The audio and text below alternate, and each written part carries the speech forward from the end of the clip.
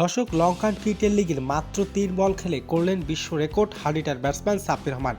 এদিন মাত্র 3 বল খেলে 400 স্ট্রাইক রেটে ব্যাট করেছেন সাব্বির। মাঠে নেমেই করেছেন রেকর্ড। সাব্বির এমন দুর্দান্ত পারফরমেন্স দিয়ে নিজের জাত চেনালেন সাব্বির। তবে সাব্বির জানিয়ে দিয়েছেন তিনি এখনো ফুরিয়ে যাননি। দর্শক, বিস্তারিত জানুন ভিডিওর প্রতিবেদনে। লঙ্কান টি-10 লিগে আজ ক্যান্ডি বোল্টসের বিপক্ষে খেলতে নেমেছে সাব্বির রহমানের দল বাংলা টাইগার্স। এদিন শুরুতে টসে জিতে ব্যাটিং করার সিদ্ধান্ত নেন বাংলা টাইগার্সের অধিনায়ক। তবে এদিন দুর্দান্ত খেলেছে বাংলা টাইগার্সের ওপেনাররা। তবে এদিন 3 নম্বরের সুযোগ পেয়েছে বাংলাদেশের হার্ডিটার ব্যাটসম্যান সাব্বির রহমান। মাঠে নেমেই শুরু করে দেন 4 ছক্কার তাণ্ডব। এদিন ব্যাট হাতে আলো ছড়িয়েছেন তিনি। 3 বল খেলার সুযোগ পেয়েছেন সাব্বির।